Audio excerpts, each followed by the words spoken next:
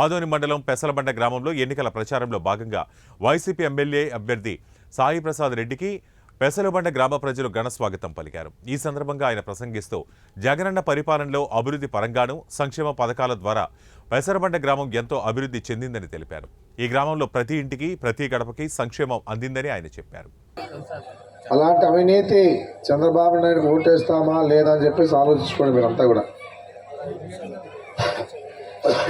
మళ్ళా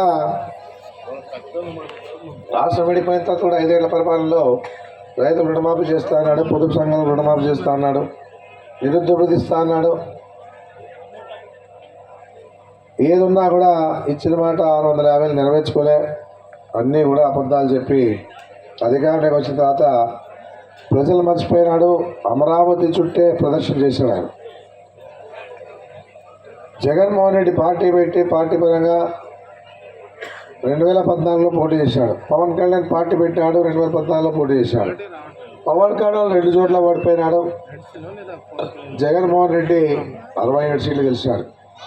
అంటే తేడా ఏమంటే నమ్మకం. తండ్రి తగ్గ కొడుకుగా జగన్మోహన్ రెడ్డికి సహకారం ఇవ్వాలని చెప్పేసి అసెంబ్లీలో పోయిన తర్వాత